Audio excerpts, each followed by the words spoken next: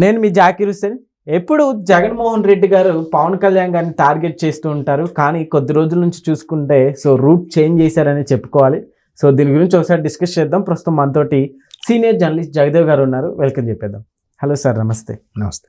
జగన్మోహన్ రెడ్డి గారు రీసెంట్గా route change చేసినట్టుగా తెలుస్తోంది సార్. ఎందుకంటే పవన్ కళ్యాణ్ గారిని ఈ మధ్యకాలంలో పెద్దగా విమర్శించినట్టుగా కూడా తెలియట్లేదు. ఏం చెప్తారు? యాక్చువల్గా ఆయన విమర్శించలేదు కానీ ఆయన టీం విమర్శిస్తున్నారండి. కాకపోతే జగన్మోహన్ రెడ్డి గారు, మాజీ ముఖ్యమంత్రి గారు, పవన్ కళ్యాణ్ గారు పేరెత్తడానికే నచ్చేవారు కాదు. బట్ ఎన్నికల్లో ఘోర పరాభవం తర్వాత, ఆ రోజు గెలిచిన తర్వాత శుభాకాంక్షలు చెప్పడానికి చంద్రబాబు నాయుడు గారి పేరుని, పవన్ కళ్యాణ్ గారి పేరుని ఉచ్చరించాల్సి వచ్చింది. అది కూడా పక్కన స్లిప్ చూసి మాట్లాడుతూ పక్కన పెడదాం. అయితే ఇక్కడ జగన్మోహన్ రెడ్డి గారు మొదటి నుంచి కూడా చంద్రబాబు గారిని విమర్శించారు, చంద్రబాబు నాయుడు గారిని టార్గెట్ చేశారు, చంద్రబాబు నాయుడు గారిని కావాలని అరెస్ట్ చేయించారు. ఇవన్నీ చూసాం మనం. బట్ దానికి చంద్రబాబు నాయుడు గారికి సపోర్టివ్గా ఎప్పుడైతే పవన్ కళ్యాణ్ గారు వెళ్ళారో, ఇంక ఈయన ప్యాకేజీ స్టారు, పావలా స్టారు, దత్తపుత్రుడు, ఆయన ఏం చెప్తే ఈయన అదే వింటాడు, ఆయన వదిలిన బాణం, ఈయనకంటూ సొంత అభిప్రాయాలు లేవు, ఏవో రకరకాలుగా క్రియేట్ చేశారు. వాళ్ళ మనుషులు కూడా అలాగే విమర్శించేవారు. ఎవరో కొడాల నాన్నగారు లాంటి వాళ్ళు చాలా పద్ధతిగా మాట్లాడేవారు ఆ విషయంలో. అది పక్కన పెడితే జగన్మోహన్ రెడ్డి గారు ఇప్పుడు ఏది చేసినా కూడా చంద్రబాబు నాయుడు గారు పథకాలు ఇవ్వట్లేదు, చంద్రబాబు నాయుడు ఇట్లా మోసం చేస్తున్నారు, చంద్రబాబు నాయుడు వల్ల వెన్నుపోటు దినంగా ప్రకటించి ఇలాగే చేస్తున్నారు తప్ప పవన్ కళ్యాణ్ గారి మీద ఎందుకో అంతగా విమర్శించట్లేదు అనేది ఒక వాస్తవం అయితే ఉంది. ఇప్పుడు ఆయన లాస్ట్లో కడప అవినాష్ రెడ్డి గారికి సపోర్ట్గా కడపలో క్యాన్వాసింగ్ చేసినప్పుడు కూడా పవన్ కళ్యాణ్ గారు దుయ్యబట్టారు కదా జగన్మోహన్ రెడ్డి గారు క్యాన్వాసింగ్లో మనం చూసాం. సో చంద్రబాబు నాయుడు గారితో పాటు ఈయన కూడా చేసేవారు. బీజేపీని ఎప్పుడూ ఏమనేవాడు కదా ఆయన. మేబీ బీజేపీ అంటే భయమో లేదా కేసులు తిరగదోడుతున్న భయమో మొత్తానికి బీజేపీని అంతగా అనేవారు కాదు. బట్ జనసేన కూడా అలాగే ఉతికి ఆరేసేవారు. సో ఇప్పుడు మీరు అన్నట్టు కొన్ని చూస్తే మొన్న రీసెంట్గా రోజా గారు మళ్ళీ పవన్ కళ్యాణ్ విమర్శించారు. కానీ ఎవరున్నారండి ఇప్పుడు వైసీపీలో, జగన్మోహన్ రెడ్డి గారి టీంలో బీజేపీని పక్కన పెడితే టీడీపీని, జనసేన విమర్శించడానికి కూడా సరైన నాయకులే లేరుగా. కొంతమంది సైలెంట్ అయిపోయారు, కొంతమంది పార్టీని విడిపోయారు. అత్యంత అనుచరుడు ట్విన్స్లో ఒకరైన విజయసాయిరెడ్డి గారే పార్టీని వీడి వెళ్ళిపోయాక ఇంకెవరు ఉంటానండి? మహా అయితే అంబటి గారి పేరు, పేర్ని గారి పేరు, తర్వాత రోజా గారి పేరు వినిపిస్తుంది. ఇంకెవరు కనిపిస్తున్నారు చెప్పండి? అప్పుడప్పుడు గుడివాడ అమర్నాథ్ గారు, ఇంకా తప్పితే పెద్దిరెడ్డి గారు ఏదో కొన్ని ఆయన ఏం మాట్లాడు కానీ ఆయన విషయాలు బయటకు వస్తున్నాయి అంతే. ఇంకెవరు మాట్లాడుతున్నారు చెప్పండి? ఎవరు? అనిల్ కుమార్ యాదవ్ ఏమయ్యారు తెలియదు, కొడాల నాని ఏమయ్యారు తెలియదు, ఇంకా చాలామంది ఉన్నారు కదా. సో ఇట్లాంటి పరిస్థితుల్లో వీళ్ళందరూ ఏమయ్యారు, ఎక్కడికి వెళ్ళారు కానీ కొద్దిమందే ఉన్నారు. ఈ కొద్దిమంది కూడా అప్పుడు మేము ఇంకా పార్టీలో ఉన్నాము, మా రాజకీయ మనుగడ మాకు అవసరం అన్నట్టుగా వార్తల్లో కనిపిస్తున్నారు తప్ప ఎక్కడ విమర్శలు లేవు.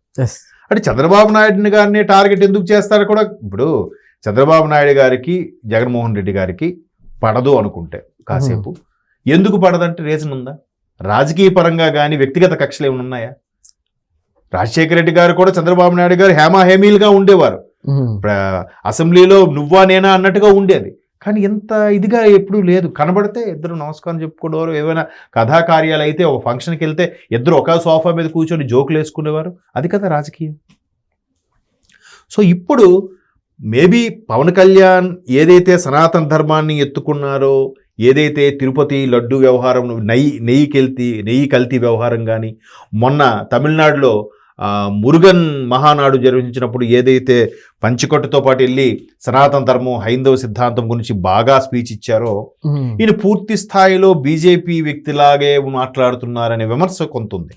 అలా కాకపోయినా ఈయన కంప్లీట్గా ఈయనకి మోదీ గారి support, BJP support, Amit Shah గారి సపోర్ట్ ఉందనే భయంతోనో, లేదంటే లేదు జనసేనని నెక్స్ట్ ఎలక్షన్స్కి మరలా ఇటు కలుపుకొని పోటీ చేద్దామని ఆలోచన అయినా అయ్యుండొచ్చు. అప్పట్లో కూడా కొంత వినిపించింది, ఎవరో ఒక సందర్భంలో చెప్పారు కూడా, జనసేనను మనం అంతా కలుపుకొని పోటీ చేద్దాము, మనం స్వచ్ఛందంగా గవర్నమెంట్ ఫామ్ చేయడం కష్టము, టీడీపీ బలంగా ఉంది కాబట్టి అని అప్పట్లో ఎవరో సజెస్ట్ చేశారట. ఈ రాయలసీమ నాయకులు ఎవరో కొంతమంది చేస్తే, ఏం కాదు మనమే సింగిల్గా వస్తాం అన్నారట.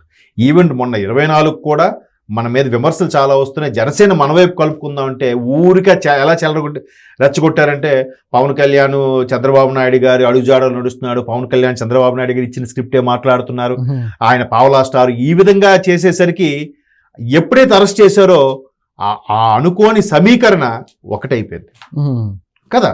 పవన్ కళ్యాణ్ గారు ఎప్పుడైతే ములాఖత్కు రాజమండ్రి వెళ్ళారో బయటకు వచ్చి ఈ ఎన్నికల్లో బాబు గారితో కలిసి టీడీపీతో కలిసి పోటీ చేయబోతున్నాం అని స్టేట్మెంట్ ఇచ్చారు. అక్కడే గెలుపు ఖాయమైపోయింది. అంతలాగా రెచ్చగొట్టి వాళ్ళిద్దరూ కలవకుండా ఉండాలని ప్రయత్నించిన వాళ్ళు ఒక విధంగా వాళ్ళే కలిసేలా చేశారు ఈ వైసీపీ వాళ్ళు కదా. అరే మొత్తానికి పవన్ కళ్యాణ్ గారు గేమ్ చేంజరు, పవన్ కళ్యాణ్ గారు అదేంటి 100% స్ట్రైకింగ్ రేట్, ఇవన్నీ ఎలా వచ్చాయి? అఫ్ కోర్స్ ఆయన కూడా కొంత కాంప్రమైజ్ అయ్యాడు, ప్రజలు కూడా విసిగిపోయారు. బట్ టీడీపీ క్యాడరు బలంగా ఉంది. 135 స్థానాలు ఎలా గెలుచుకుంది? ఎందుకు మిగతా బీజేపీ కూడా జనసేన నుంచి కొన్ని సీట్లు అడిగి తీసుకుంది, కానీ టీడీపీ నుంచి ఎక్కువగా తీసుకోలేకపోయింది? ఎందుకు? బలంగా ఎందుకు ఏర్పడింది? ఈవెన్ బీజేపీ కొన్ని స్థానాల్లో గెలవడానికి కూడా టీడీపీ కారణం, బీజేపీ కొన్ని స్థానాలు గెలవడానికి కొంత జనసేన కారణం. జనసేనకు అన్ని జిల్లాల్లో అంత పట్టు లేదు, 13 అంటే 26 జిల్లాల్లో అంత పట్టు లేదు. బట్ టీడీపీకి అన్ని జిల్లాల్లో పట్టు ఉంది, బలమైన క్యాడర్ ఉంది. కాబట్టి బలమైన నాయకుడు కూడా ఉన్నాడు చంద్రబాబు నాయుడు కూడా. ఎన్ని ఇబ్బందులు పెట్టినా కూడా అలాగే ఉన్నాడుగా, ప్రతిపక్షంలో కూడా కూర్చున్నాడుగా. ఆయన 4వసారి ముఖ్యమంత్రి అయ్యాడంటే మరొక 3 సార్లు ప్రతిపక్షంలో ఉన్నట్టే కదా. గెలుపోవటంలో సహజం అన్నట్టుగా ఉండాలి. ఓడిపోయేసరికి గుండెలు బాధ తీసుకొని ఇదంతా ఈవీఎంలు ట్యాంపరింగ్, మరి నువ్వు గెలిచినప్పుడు ఈవీఎంలు ట్యాంపరింగ్ కాదా? అది తప్పు. సో అట్లాంటిది ఎందుకో పవన్ కళ్యాణ్ని ఎందుకో దుయ్యబట్టట్లేదు. బట్ పవన్ కళ్యాణ్ మాత్రం మీరు ఏమిటి చేష్టలు, మేము చూస్తూ ఊరుకుంటున్నామని మీరు చెలరైపోతున్నారు అన్నట్టుగా ఆయన మళ్ళీ కౌంటర్లు ఇస్తున్నాడు. అయినప్పటికీ పూర్తి స్థాయిలో రోజా గారు తప్ప ఇంకా అంతకన్నా సీనియర్లైన అంబటి గారు కానీ, లేదా పేర్ని గారు కానీ, లేదంటే జగన్మోహన్ రెడ్డి గారు కానీ ఎందుకు విమర్శించట్లేదు అనేది అయితే కొంచెం సందేహం ఉంది. ఏమో రాజకీయ సమీకరణాలు ఎప్పుడు ఎలా మారుతాయో కూడా చెప్పలేము కదా. బట్ టీడీపీ కూడా బలంగా ఉండడం వల్ల జన సైనికులకు కానీ జనసేన వాళ్ళకి కానీ కూడా పవన్ కళ్యాణ్ గారిని ముఖ్యమంత్రిగా చేసుకోవాలనో, లేదంటే కొద్దిగా ముందుకు తీసుకురావాలనో, ఇతను హైప్ చేయాలని కూడా తాపత్రయం ఉంటుందిగా. బట్ పవన్ కళ్యాణ్ గారు కూడా దానికి కొండ కొట్టినట్టు చెప్పారు. మరొక 10 ఏళ్ళ వరకు నేను బాబు గారు హయాంలోనే పనిచేయాలనుకుంటున్నాను, అంత సీనియర్ నాయకుడిలో అని కూడా చెప్పాడు. ఆయన అసెంబ్లీ సాక్షిగా కూడా చెప్పాడు. కాబట్టి చూద్దాం, ఏది ఏమైనా రాజకీయ సమీకరణలు ఎప్పుడు ఎలా మారుతాయో చెప్పలేం. Let's wait and see. Okay sir, thank you.